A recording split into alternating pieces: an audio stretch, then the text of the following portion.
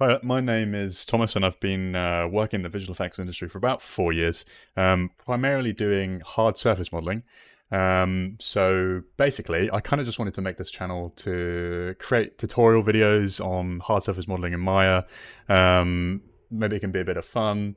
We can do some projects. I think this channel will mainly be, well, it's kind of for anyone really that's looking to learn hard surface modeling, but I guess the main goal really of these videos is to teach you hard surface modeling from the perspective of someone that works in VFX. So let's say you're a student, self-taught, then you wanted to get into the visual effects industry, then this series of tutorials could be quite good for you, because I'll just be going over how we do that day to day within kind of a studio environment within visual effects. But I mean, you can follow along with the tutorial as well. Let's say if you just want to learn it for a hobby. I mean, that's how I started. So yeah, this will be the first video of a multi-part series on hard surface modeling Maya for VFX. And really the main aim of this series is just to kind of break down and introduce you initially to some simple modeling concepts, techniques. We'll probably do this just to begin with by going over some very simple things, and then eventually we'll move on to like maybe doing a project, and you guys can kind of follow along, and then throughout that you'll learn a little bit more about how we do things hard surface modeling wise within VFX in the studio. We'll teach you some sort of simple concepts and techniques to begin with. We'll go over the interface in Maya, because that can be quite daunting. I know it was for me when I first started when I was a student. There's a lot of different settings, but I'll just sort of go over what at least I like, how I like to have it set up when I'm working. And yeah, we'll go over some hotkeys as well. They can be really useful to help speed up your workflow. And eventually as well, later on down the line, we'll move on to some more advanced techniques in some projects too. Okay, right. So I'm sure many of you already have Maya installed, but if you don't, there's a couple different ways we can go about getting it. So the first way, and this is likely not going to be what you're doing, this is more for studios, but the first way to get Maya is you pay the full price for it. This is generally what a studio is going to be paying, or if you're freelance and you're earning a particularly large amount of money, then you might be able to afford this license here. So you can see it's in GBP here because I'm in the UK, but it's quite expensive. The vast majority of you will not be getting Maya like this. You can see here it's £246 a month, and this is not what I would recommend. So the next option really is Maya Indie. So I only heard about this a couple of years ago. I don't think it's been going for too long, but essentially all this is it's the exact same software, all the same features. You know, there's no limitations whatsoever, except it's for a much cheaper price point. So for me in the UK, this is about £300 per year, really, which, you know, isn't that bad if you break it down to monthly costs. There's a few different criteria for you to be eligible for this. That's primarily just how much you're making a year in freelance, but I think it goes up to something like 80,000 a year. So the vast majority of people will be able to get access to this. And yeah, essentially, if you want to get Maya Indie, all you need to do is Google Maya Indie. It'll be one of the first options to come up, and then you can select your country from here. I'm not sure if every single country is featured on here, or if every single country you'll be eligible to get it, but there are quite a lot here, and at least for me, I have the United Kingdom, so we can just go here, and then it will give you a brief kind of breakdown about whether or not you'll be eligible. So we can go to, are you eligible? It will give you the criteria, and then assuming you are eligible and you meet all of these, and you can just go to I'm eligible, and then it will take you to the store page to buy this here. So you can see, yeah, it's £306, which is a lot cheaper than the price for this one. So if you're not a student, this is the way I would recommend getting Maya if you want to learn it. But alternatively, if you are still a student, and now this will require you to actually be in a university or college setting, unfortunately this no longer works if you're just self-taught. It used to be you could just get a free Maya license by saying that you were a student, and you would get access to that and all its features, but unfortunately not anymore. You need to provide proof of you being a student at a certain institution. But if you are, then that's not an issue, and yeah, you can just get Maya or plenty of our Autodesk software for free, basically, from here as well. Okay, right. So once we have Maya installed and we've opened up Maya, you'll be greeted with the interface, and it might look a little different to yours, but this is essentially how it will look when we first open up Maya.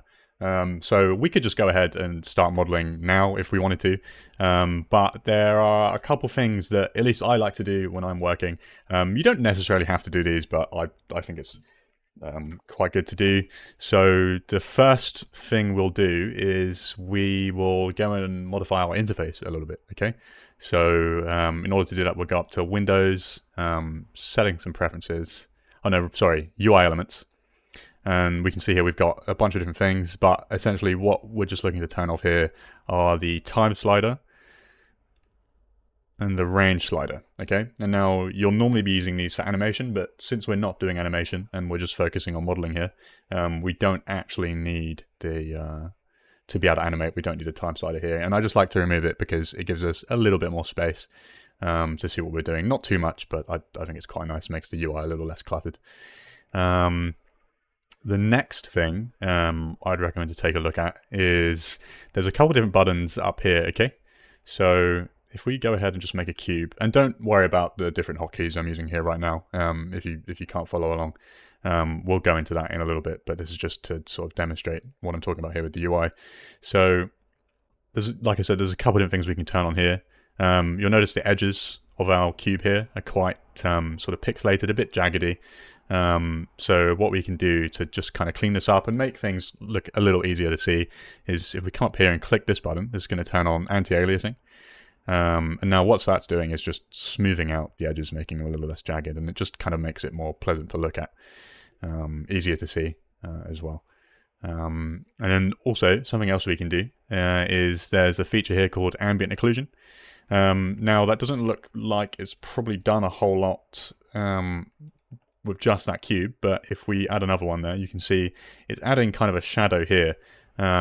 Essentially all ambient occlusion is it's creating shadows in recessed areas, areas that are close together primarily. So you see here we've got this kind of gap. The two cubes are quite close together, so by turning this on we have a bit of extra shading, and that can just help to make details pop quite a lot of the time. But if we move them further away, you can see there's not a whole lot. So it's basically just calculating shading with surfaces that are closer together. So if we had, you know, panel lines running across this, then turning this on, it would really help to kind of accentuate those details. One thing to note with these two settings here is while they are quite useful to have on, I think, while you're modeling, you will need a reasonably powerful computer. I mean, you will for Maya anyway, especially if you're modeling quite complex objects. But to have these on, I would recommend having a pretty reasonable graphics card to be able to run the viewport in a reasonable frame rate while you're modeling with these on. If you are struggling with the performance and it starts to chug a bit, I would say keep the ambient occlusion off. You'll probably be fine with keeping the anti-aliasing off here. As well, you don't have to have it on. It's just a little extra nicety. Okay, so the next thing I like to do is if we go up to Windows, Settings and Preferences, and then Preferences. Now this will bring up the preference menu, and there's a hell of a lot of settings in here, but for the most of them, we're not going to be looking at those. So the main ones that are good to change in here really is if we come down to under the settings here, we've got Undo. Now by default, undo Q here will be on finite. So essentially all that means is that the amount of undos you can do is only 50. Okay, now that might sound like quite a lot, but believe me, it's nowhere near enough. You'll always exceed that limit, and then you'll like be beating yourself up when you realize, oh, I can't go back any further because you've gone over this. So immediately, whatever you do, change this to infinite, okay? It's not going to affect your performance. It will just mean if you do have to undo loads and loads and loads, then you have that freedom to go back and do that. But yeah, and then the next thing that I would look at is if we go to... Okay, yeah, the next setting that we could look at is under Files and Projects. This is the autosave feature. I don't currently have this enabled, mainly just because I like to save manually. I do it quite a lot. It's kind of become a habit, honestly. Maybe I save too much, if there is such a thing. But essentially all you can do is you can enable this, and then it will autosave your project. however many minutes you have this set. By default it's 10, but we could change it to 20, 30. We could have it change. We change it to 60, so it's saving every hour. It can be quite handy to have on if you do forget to save. I would encourage you just to save manually as often as possible, or whenever you make big changes. You can do that like with any other software, just by pressing Control S, and that will save your project for you. Okay, so for the last part of this video, before we actually get into doing any real modeling, we're just going to talk briefly about some scripts here.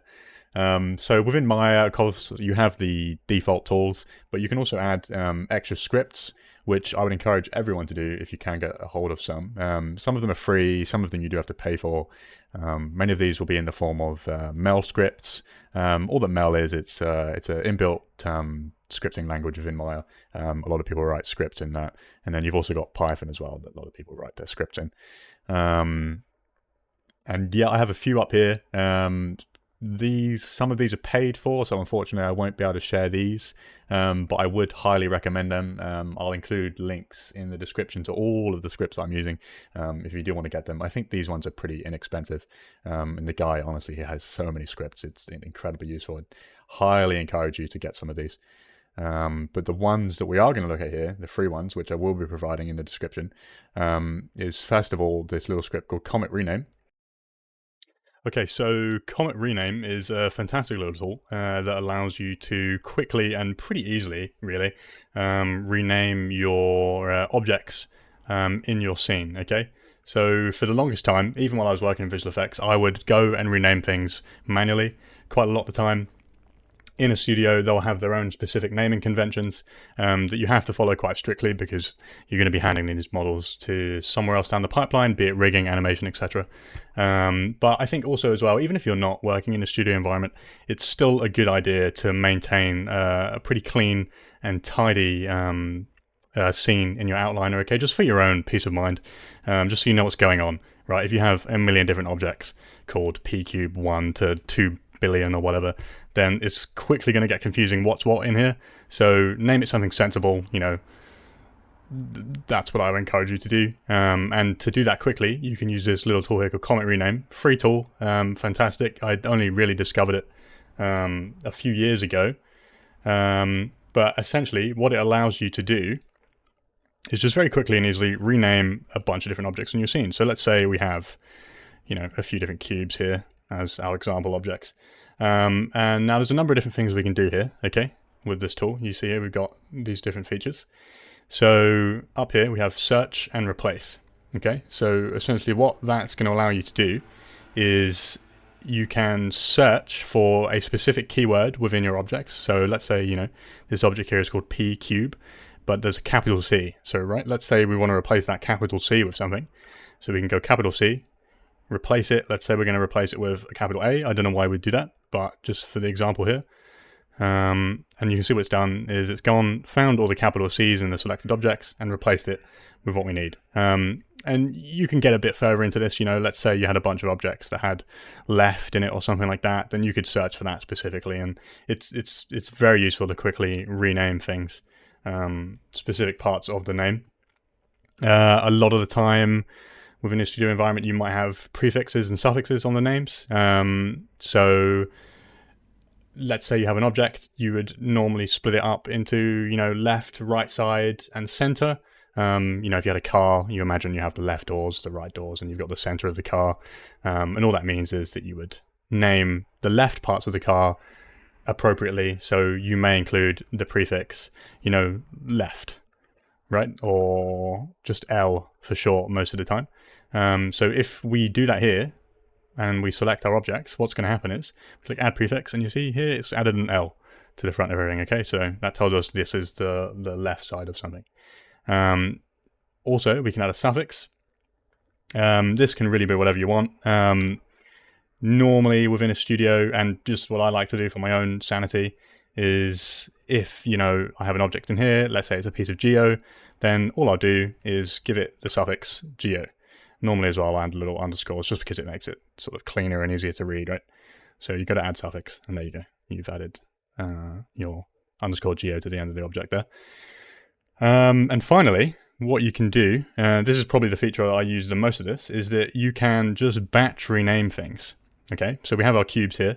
Let's say, just for the sake of this example, these are all parts of an engine, right? So what we might do is we'll create the name here, so engine, put an underscore as well, because what's going to happen is it's going to add numbers after this, okay? So it'll go engine 1, 2, 3, 4, and so on.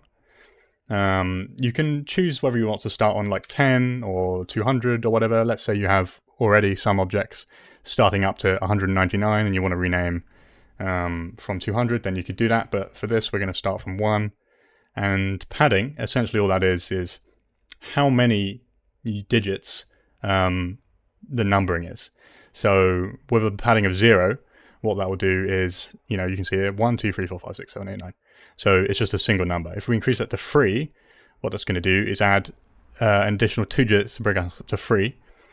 So we see here we have 001, 002, 003, and so on. This is normally what I like to do, mainly because what's going to happen is you're likely going to have hundreds and hundreds of objects. It's just cleaner and easier to read, in my opinion, and it's what you'll find most studios doing as well. Okay, and for the next script, we have this one here. Essentially, all this does is if we select an object, for example, this cube, and we go here and we press this hotkey, the script, sorry, all it's doing is it's selecting what appears to be all the edges. In actual fact, what it's doing is it's specifically looking for edges it assumes are likely to be a hard edge, okay? So non-smooth edges, if that makes sense. So, if you imagine a sphere, it's perfectly round, perfectly smooth. A cube like this, it's going to have harder edges, right? Plane changes. So it's looking specifically for plane changes, those edges, at about 90 degrees, and it will manually select all of those for you. It's doing a little bit more behind the scenes as well. For example, if this object was not smooth looking, if that makes sense, then what it would do is it would also harden these edges. That might not make any sense to you. It has something to do with the normals. If you're not experienced with that, then don't worry. I won't get into it now just for the sake of keeping this video a bit short. But in later videos, I'll explain what normals are and what effect this has. But yeah, I would also highly recommend this just because it can speed up your workflow too. Instead of manually, let's say, okay, we want to select all these edges. Okay, then what you could do instead is just select the object, crease, done. There you go. Okay, and the last little thing I like to have here is just a button to delete history. Now, all that history is what Maya will do as you work is it will save up a log of all the changes that you've made. So you can see here in the inputs, we have a series of poly soft edge. Now, we'll get into exactly what that is later, but all that is a log of a few different things we've done. So if we were to say, and again, don't worry if I'm moving too fast here at this stage. If you don't understand what's going on, this is purely just for the sake of explaining what these are. We'll get into what this is later on. But just for the sake of this example, if we bevel this edge, we'll make this change here. What you can see now is that's been added to our history, okay? So we now have 4 objects there. And that can be useful to keep, right? So if you wanted to go back and edit this bevel, we now could, okay? You see that? But what's likely going to happen is as you model, it's going to get quite busy, quite heavy, and this could potentially slow your scene down, especially as the model gets more and more complicated. So what is a good idea to do if you're happy with a change is just to delete your history, okay? And normally what you would do to do that is go to edit, delete all by type and history, okay? And you see that's just cleared it up and finalized all the changes there. But it's a little bit long-winded, so what I like to do instead is you could either hotkey it, which is what I've done, and I'll get into hotkeys a bit later. But I just, for the most part, will use this button here, and all that does is also just deletes history. And that's just a little script. It's not too complicated. It's just this here in Mel scripts. And yeah, so those are the free scripts that I would recommend using. They're entirely free. I'll be providing all of those in the description as a downloadable file. The rest, like I said, are unfortunately paid. They are quite inexpensive, but yeah, I will provide links to the guys Gumroad that made these as well if you want to pick them up for yourself. Okay, yeah, so that was just a brief introduction to Maya, the interface, a few settings that we'd like to change, a few scripts, and that's kind of just to get you started. In the next video, we'll start getting into some actual modeling and some basic concepts. But for now, this is just to get your interface set up. I'll be providing links to the scripts that I mentioned, the free ones in the description of the video. Also a link to the paid scripts if you would like to get those. You don't need them, but they do help speed things up quite a bit, and we'll get into what these scripts do a bit later. But yeah, that's about it for now. If you have any questions, please don't hesitate to drop those in the comments. I'm happy to answer anything you'd like to know. And yeah, I'll see you in the next video.